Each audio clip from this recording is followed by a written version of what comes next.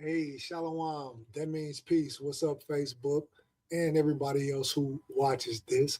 I said Facebook primarily because that's where I'm broadcasting to, and I'm probably going to download it and then post it on my other platforms. This is Pack Reacts, and today I am reacting to a video by Kendra of the Crimson Cure channel. And I want to bring y'all this so bad that I got a membership because it was for members only, right? Some of y'all may be familiar with the Crimson Cure, but for those of you who are not, there was first a book by that title. Kendra is an author and creator of the Crimson Cure. She's a Black femininity dating and female femininity coach, relationship advice coach, and to me, she is one of the wisest Black women I have ever heard. I've been watching her content for about 5 years, and she is the truth in the booth. They call her DJ Fish Grease because she be cooking shit. Okay? So y'all may have heard me make reference to the terms hyenas and maggles. Hyenas in reference to males and females who live in an upside down order the way hyenas do, instead of like lions or humans do with the male at the head, right?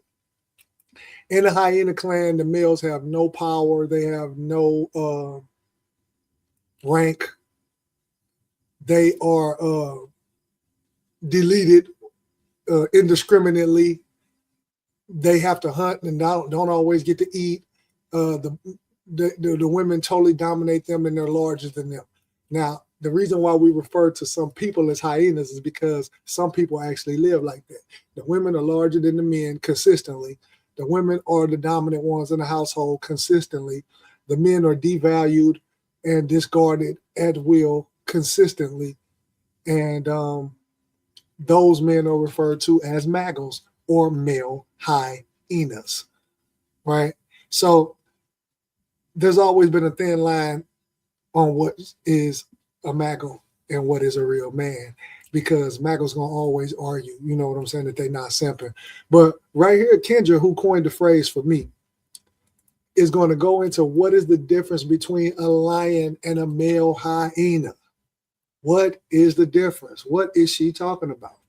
Now we're going to explore it. I'm broadcasting to Facebook, so let me go to my Facebook.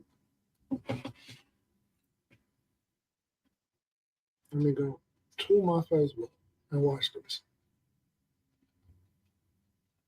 I'm broadcasting. But I do need to be able to see y'all comments and respond to them. So, more than one way to skin a cat. Let's go and get on right into it. And I wanted to give a little bit, just talk a little bit about the difference between a lion and a male hyena. And I thought that this was a good time to do that, seeing as though the whole drama that's unfolding with Joe Smith and his wife, Keisha Chavis, is viral. It's been going on for about a week or two, something like that. And so I'm not going to focus on Keisha and what she's doing. I'm gonna focus on Joe. Now, there may be those of you out there who is not familiar with Joe Smith. It's not like I just know his life story, but having covered him a little bit and this whole thing with Keisha and having gone into some of the decisions that he has made since he was a first-round draft pick in the NBA. And I wouldn't necessarily qualify him as a bust, but he did not perform the way that, it was projected to perform. He was okay. But as a first round draft pick, you're not just expected to be okay. You're expected to be exceptional. But all in all, over the course of his NBA career, which was actually really long, he made in a little bit excess of $60 million altogether. That ain't nothing to bat an eye at. 60 million. Damn, he was just okay. First round draft pick, getting that quad. Now, this is a man with a long public track record of bad decision making, bad business deals, bad decisions about his money, bad personal decisions, including marrying Keisha, who was a porn star before he met her. And this was something that she was forthcoming about with him. Now look, that's big, because people would say, okay, well, you're not supposed to judge, or that don't matter. It was before they met and everybody got a pass, and maybe she changed and all this stuff. But he knew she was a porn star, right? Now let's see if any of the trauma that comes with that type of lifestyle, any of the baggage, any of the spirits affect his relationship, since we tend to think that they don't matter. Let's see if that life reared its ugly head in his marriage or not. This is not something that he had to find out later after he'd married her or whatever. Who marrying former porn stars though? Trying to turn the hoe into a housewife. Mistake number one. And people act like they know the rules, right? And you heard people say that so cliche. You can't turn the hoe into a housewife. Everybody know it. Everybody know it. But niggas still do it every day. Thus the shit we see now. That's the reason why shit's so fucked up now. Now my boy Tariq Black in Nigeria just not calling back. I tried to call him when I was working on this Afro Beats track so that I could get his input on how he wants me to make it. He in Lagos, Nigeria. My boy Tariq Black just came across the screen. Back to it. Whatever reason, whatever process was going through his mind, he decided that he wanted to marry Keisha, likely because, X amount of years ago, because she's not a bad looking woman now. So, if she's a porn star, he's probably watched her content and thought she was sexy, and she was probably the sexiest one. Joe Smith married a porn star and actually thought that shit was going to work out. Woman that paid him any attention, so he married her. And the reason why I wanted to talk about Joe is because he is sort of a prime example of the male hyena. This is why even on my live streams, I've said that I don't have a lot of sympathy for Joe. And because I don't have sympathy for hyenas, period, whether they are male or female. And this is sort of a message to everybody, but I want the ladies to pay attention, because men who have long track records of bad decision making. I'm looking at the phone like the camera over there. What the heck? Hold on. Let me put this motherfucker right here. So I can see. Yeah, that make a little bit more sense. All right, anyhow. He got a long track record of bad decision making. Track records of repeatedly making the same bad decisions, repeatedly not learning from past mistakes, things of that nature. A man who lives his life in chaos. There's one thing after another going on with him. His plans never come to fruition, which means he has a problem with proof of concept. So if he comes up with a plan and 9 out of 10 times those plans fail utterly, this is an issue with his foresight, and this is an issue with his problem solving. Okay. And foresight and problem solving are two of the main requirements for masculinity, for manhood. Okay, in regards to a relationship, you should be able to tell, based upon your vetting process of a woman, using your foresight, and be able to see things based upon her past, her history, her personality, her spirit, her value system, whether or not she's going to prevent a problem for you that you can be able to handle or won't be willing to deal with it, or whether or not she's going to be worth it. You should be able to see that and know what the hell you got, right? And you shouldn't be so emotionally weak or so emotionally vulnerable that you accept her anyway, knowing that she's going to be a problem in your life and that she ain't got her shit together for whatever reasons you do like her, right? And if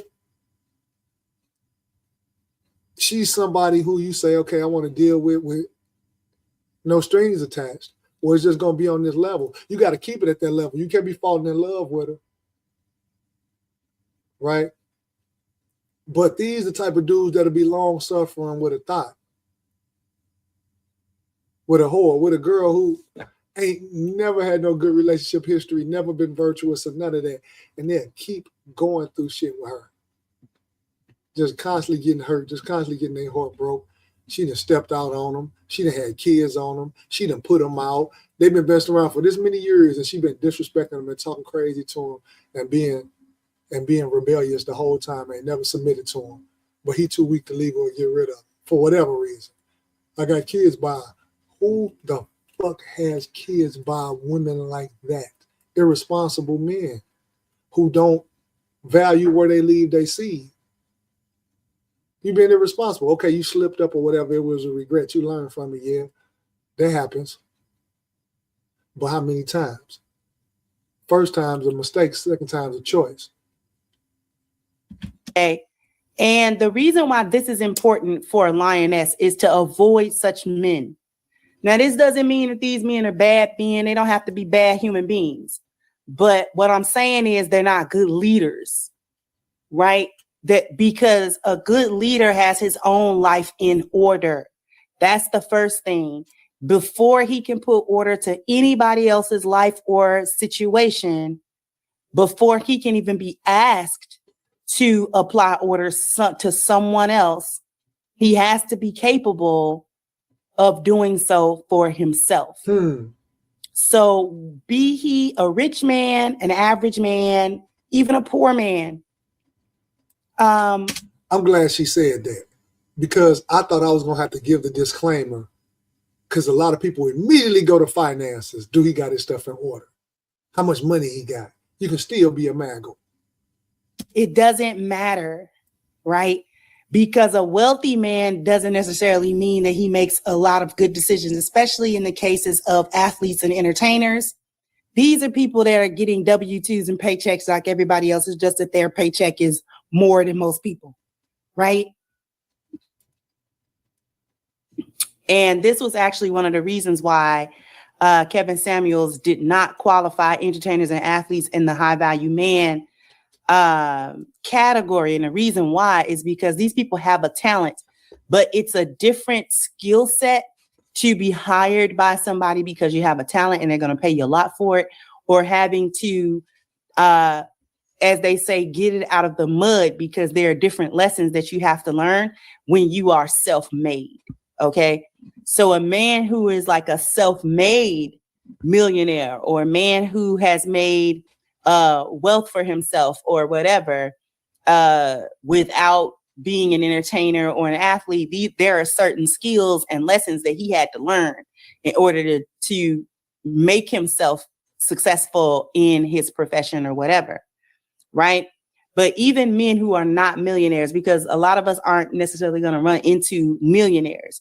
So men who have honed a skill or a set of skills or whatever it is that they've done, they manage to bring order to their life in such a way. These are the men that typically demonstrate good foresight and are able to demonstrate good problem solving skills, which is what any lioness needs in order to thrive in her femininity and thrive as being his wife. Okay, now let me go ahead and put some draws on this real quick. People may say, well, damn, the athlete had to develop and hone certain skills and had to be disciplined and had to, yeah, to be a successful athlete takes a big commitment, right? But it doesn't take the type of skills always in most circumstances that will make you a good leader in a family or in a relationship. Make you responsible, like running a business or building a business from the ground up, where you're accountable for your time all the time, right? We see a lot of athletes are pampered. And a lot of times, depending on how talented they are and how much of a draw they are, they can get away with slacking and not being that responsible or being the best people. Whereas if you was in another field, in the real world, that would cost you dramatically. So, yeah, there is a level of discipline and there is a level of fortitude dedication and all that you have to have, but it's more physical, which can be taxing on the mental. It's a different type of mental. If you understand what I'm saying, if you have understanding, if you're a wise person to have discernment, you should understand what it is that we're saying. As a lioness, you cannot thrive. Women cannot thrive, right? Lionesses cannot thrive under bad leadership. I don't care how good your followership is. Bad leadership is bad leadership, and you need to be able to spot that. And this is why I brought up wealth, because a man's money doesn't necessarily mean that he's got good foresight or he's a good leader, right? And him not having money. Another way you know that is because look at how all of these entertainers and athletes keep choosing the wrong women to procreate with and to make their gals. They turn bust downs into baby mamas. Should have been one and done. Repeatedly. And keep having kids by women who give them problems. Not just having kids. I mean, that's fine. Be fruitful and multiply if you can take care of them, right? But they keep having kids and then going through messy, toxic ass fallouts. It doesn't necessarily mean that he's some kind of bad dude or he's stupid or he doesn't know how to lead, right? And this is why we align ourselves with values. This is why we look at a man's 4 Ps and his ability to dispense these things within his own life and to his own benefit. A man like Joe Smith could not benefit himself. He did not benefit himself. One bad decision after another, a string of public bad decisions. For a man having a 15 to 20 year track record of bad decisions to where you've ended up embarrassed in the public eyesight is like a chick with a public body count.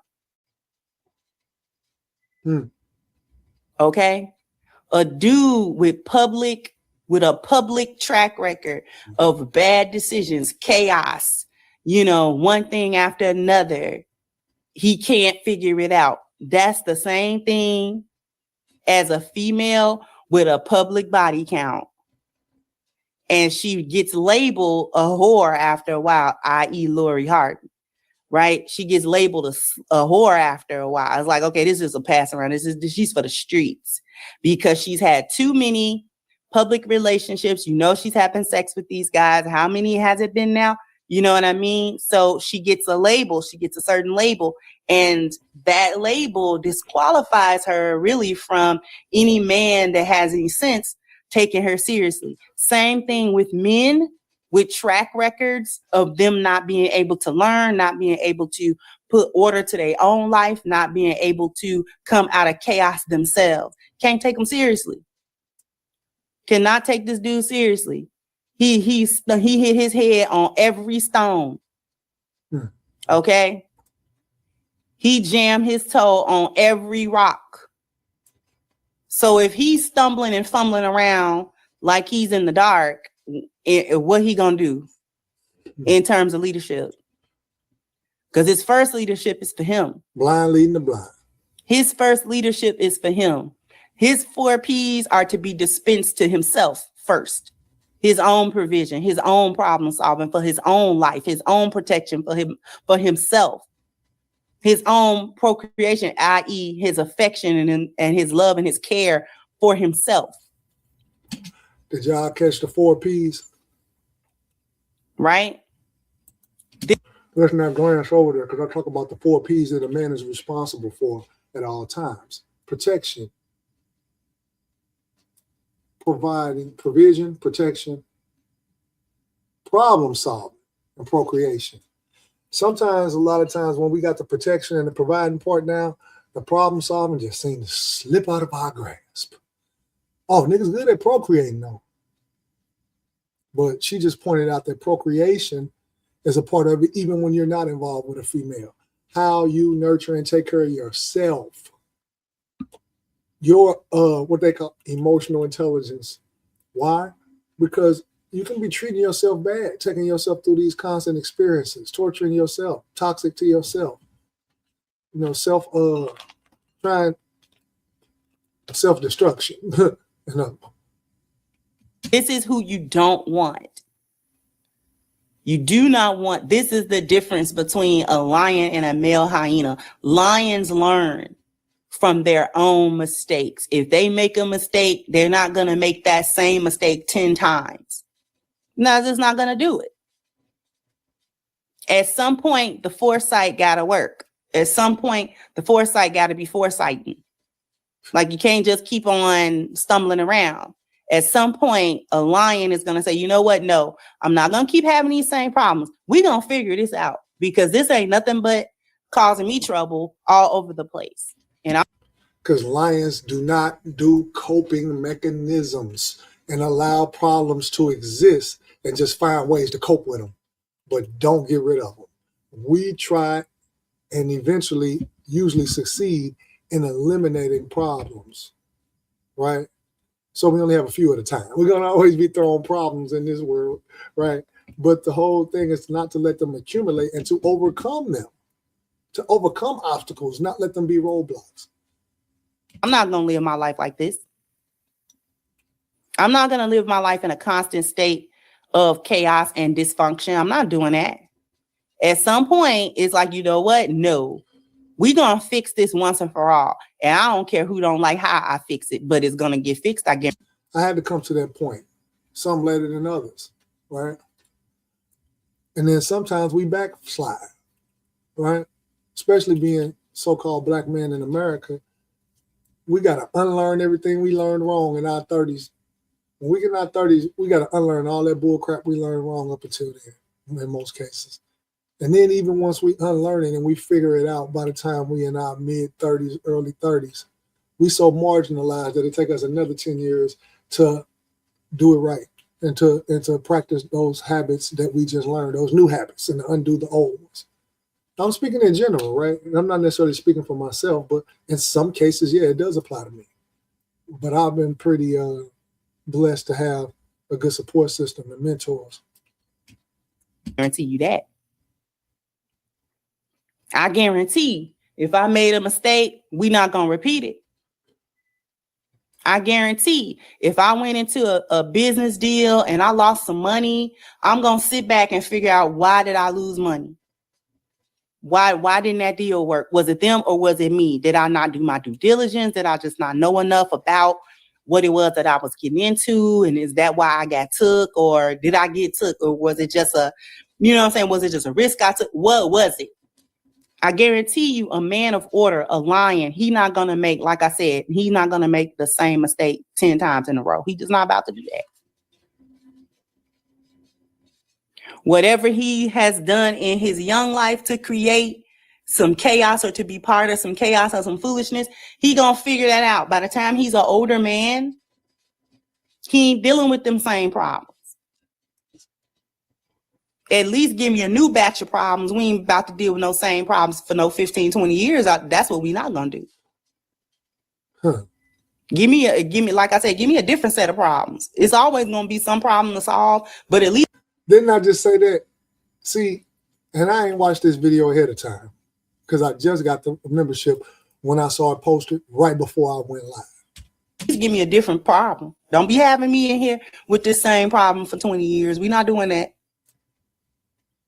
Yeah, this is how you as a woman pick up on what men are doing. Don't get caught just because he's a guy and he may not be doing X, Y, and Z, like the most deplorable things. I don't have to do deplorable things, right? Don't get caught up trying to be in relationships with men that can't make proper decisions. And then you're waiting and trying to figure out when he gonna get it together. And it's been 5, 10, 15 years. He is who he is. He is who he is. And you either gonna accept it and stop crying about it, or don't accept it but move on. Because men who can make good decisions, they make good decisions. It's not a hope and a dream for them. They make good decisions. They make good decisions in their lives. And that doesn't mean that they never make a mistake or never stumble. Right. But overall, their track record is pretty good. And male hyenas live in states of chaos. They live just like their female counterparts. It may not play out the exact same way, but they live the same way. They live in chaos. Everything is a state of flux. Everything is I don't know, what are we doing? Stuff is in limbo. A promise here, a promise there, never fulfilled, it never come to fruition. A plan never worked. Nothing never comes out. Like, time out for that. Because no matter what a man's plans consist of, or what his plan is for any part of his life, any aspect of his life, at some point, them plans got to work. I got to see proof of concept. Name me one thing that you started that you finished and it was successful. That thing that you did turned out the way that you was trying to make it turn out. Especially when you're dealing with men that are older. Younger men are still in a state of learning their leadership and making certain mistakes that are tied to their youth and inexperience. And then you start getting into men who are 40, 50 some years old. And you still ain't figured out your problem solving? No, sir. No, sir. That's just like a female getting that same age and ain't figured out femininity. No, ma'am. No, ma'am. How you at this big grown age and you don't know how to talk to people properly and how to tap into your feminine energy. Like, ain't nobody got time for that. At some point, you needed to figure that out. And the fact that you didn't bother to figure it out means you don't care to figure it out. So, oh well. So I think I needed to come and say that. Hopefully this helped someone.